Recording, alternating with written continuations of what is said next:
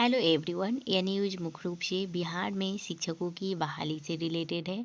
चलिए आज के न्यूज़पेपर में हम लोग देखते हैं कि क्या दिया हुआ है शिक्षक बहाली से संबंधित। तो देखिए, बिहार में जो अब शिक्षकों की बहाली होगी वह आयोग करेगा। यानी कि जो आप लोगों की बिहार में शिक्षकों की बहाली होने वाली थी, उस बहाली को अब आयोग के द्वारा किया जाएगा। देखिए, जो यह न्यूज़पेपर है वह हिंदुस्तान का है। देखिए, इसमें क्या दे रखा है कि बिहार में अब पहली से 12वीं तक के कक्षा तक के शिक्षकों की बहाली आयोग के माध्यम से होगी। यानी कि कक्षा 1 से लेकर 12 तक के शिक्षकों की बहाली जो है वह आयोग के माध्यम से की जाएगी। इसके लिए आयोग ही परीक्षा लेगा और कोई भी अभ्यर्थी अधिकतम 3 बार इस परीक्षा में बैठ सकेंगे। यानी कि इस परीक्षा को आयोग द्वारा आयोजित कराया जाएगा और कोई भी अभ्यर्थी जो है वह इस परीक्षा में अधिक से अधिक 3 बार बैठ सकते हैं।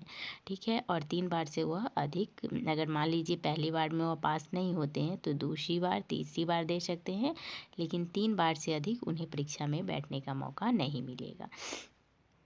किस आयोग को परीक्षा लेने की जिम्मेदारी मिलेगी, राज्य सरकार यह बाद में तय करेगी। यानी कि अभी राज्य सरकार के द्वारा यह निर्णय नहीं लिया गया है कि इस परीक्षा को कौन से आयोग जो है वह लेगी। मालूम हो कि वर्ष 2006 से ग्राम पंचायत और नगर निकायों के माध्यम से राज्य में शिक्षकों की नियुक्ति हो रही थी।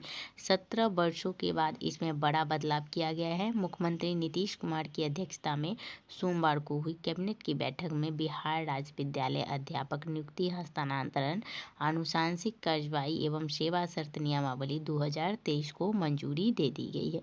और बहुत लंबे समय से शिक्षक अभ्यर्थी नियमावली की मांग कर रहे थे, तो इसको अब मंजूरी मिल गया है। इसके तुरंत बाद शिक्षा विभाग ने इसकी अधिसूचना भी जारी कर दी है। नई नियमावली में साफ किया गया है कि CTET और BTET जो भी शिक्षक पात्रता परीक्षा है, उत्तीर्ण ही आयोग द्वारा आयोजित परीक्षा में बैठ सकेंगे। यानी कि इस एग्जामिनेशन में वही अभ्यर्थी बैठ सकते हैं जिन्होंने CTET या फिर जो राज्य का BTET होता है, उन्होंने इस एग्जामिनेशन को क्वालिफाई किया है, वही अभ्यर्थी इस एग्जामिनेशन में बैठेंगे और आयोग द्वारा आयोजित परीक्षा में बैठ सकेंगे। साथ ही बिहार के अस्थायी निवासी ही आवेदन कर सकेंगे। यानी कि जो बिहार के अस्थायी निवासी है वही इसमें आवेदन करेंगे। पूर्व से जो नियोजित शिक्षक हैं, अगर चाहे तो इस परीक्षा में वह भी बैठ सकेंगे। इसके लिए उन्हें आयु सीमा में जो है वह 10 वर्ष की अधिकतम छूट मिलेगी। और नई नियुक्ति नियमावली सोमवार से ही प्रभावी हो गई है। आयोग के माध्यम से नियुक्त शिक्षक राज्य सरकार के कर्मचारी माने जाएंगे। यानी कि अब जो शिक्षकों की बहाली होगी वह राज्य सरकार के कर्मचारी माने जाएंगे। साथ ही अब तक ग्राम पंचायत और नगर निकायों के माध्यम से शिक्षकों की नियुक्ति होती थी। यानी कि अभी तक जितनी भी नियुक्तियां हुई थी शिक्षकों की, वह जो नियुक्ति है वह ग्राम पंचायत और नगर निकायों के माध्यम से होती थी।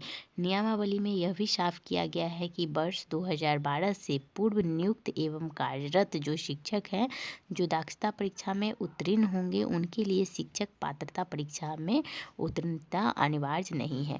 देखिए, यहाँ कहने का मतलब है कि वैसे शिक्षक, मतलब वैसे शिक्षक जो 2012 से पहले टीचर बने हैं, ठीक है, और उन्होंने शिक्षक पात्रता परीक्षा उत्तीर्ण नहीं किया है, तो उनको भी इस एग्जामिनेशन में बैठने का मौका मिलेगा। लेकिन 2012 के बाद जो भी शिक्षक बने हैं, तो वह चूँकि TET या फिर CTET क्वालिफाई करके ही बने हैं, तो वह जो है वह इस एग्जामिनेशन में बैठ सकते हैं।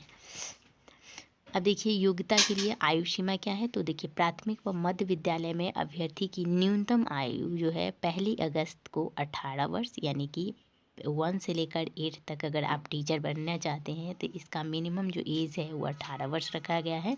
तथा माध्यमिक यानी कि जो हाई स्कूल और उच्च माध्यमिक यानी +2 है, उसमें न्यूनतम आयु जो है 21 वर्ष होगी। कोटिवार अधिकतम आयु सीमा वही होगी जो राज्य सरकार द्वारा समय समय पर तय किए जाएंगे। पूर्व में पात्रता परीक्षा में उत्तीर्ण प्रशिक्षित अभ्यर्थियों को नियुक्ति में प्रथम समव्यवहार में 10 वर्ष तक की छूट मिलेगी। यानी कि जो पहले से शिक्षक हैं यदि उसी एग्जामिनेशन में बैठते हैं तो उनको 10 वर्ष की छूट दी जाएगी। लेकिन पंचायती राज संस्था एवं नगर निकाय संस्था अंतर्गत नियुक्त एवं कार्यरत शिक्षकों की जो अधिकतम आयु की सीमा जो है वह स्थिर करने के लिए राज्य सरकार अलग से निर्णय लेगी। देखिए बिहार आकस्मिकता निधि कोष के लिए अब 10,000 करोड़ रुपए। तो अच्छा ये आप लोगों से रिलेटेड नहीं है। देखिए यहाँ महिलाओं से जुड़ा हुआ है कि महिलाओं को इस एग्जामिनेशन में 50% का आरक्षण मिलेगा। देखिए पूर्व की भांति ही इस नियमावली में पहली से 8वीं तक के शिक्षकों की नियुक्ति में महिलाओं को 50% का आरक्षण मिलेगा।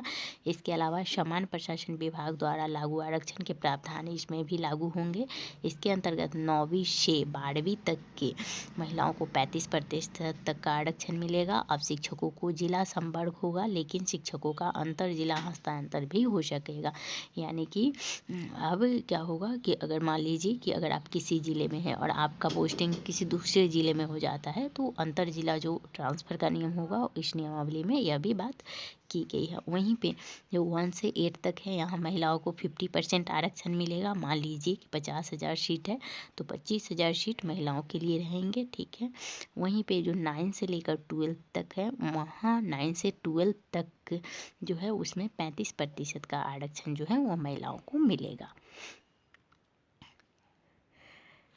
तो यह था आप लोगों को बिहार में अब शिक्षकों की बहाली से संबंधित न्यूज़। अब चलिए हम एक न्यूज़ और भी आप लोगों के लिए इम्पोर्टेंट हो जाता है उसको भी देख लेते हैं। देखिए नियोजित शिक्षकों को मिले राजकर्मी का दर्जा। अब देखिए शिक्षा विभाग द्वारा बिहार राज्य विद्यालय अध्यापक शिक्षक सेवा शर्त नियमावली में शिक्षकों की राजकर्मी के दर्जा दिए जाने का स्वागत ज़्यादातर शिक्षक संगठनों ने किया है।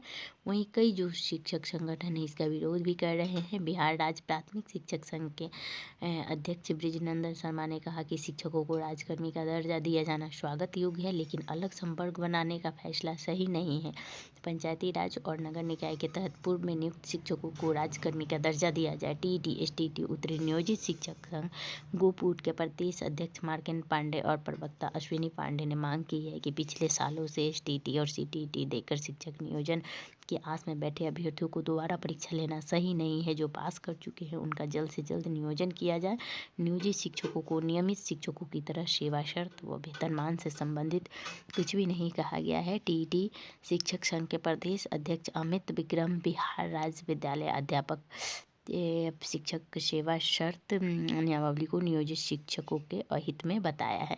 तो देखिए यह जो सरकार का डिसीजन है कि अब एक आयोग का गठन किया जाएगा उसके माध्यम से एग्जामिनेशन लिया जाएगा बीपीएससी के तहत और फिर उसमें जो बच्चे आएंगे उनका जो है वो सिलेक्शन होगा शिक्षक बनने में।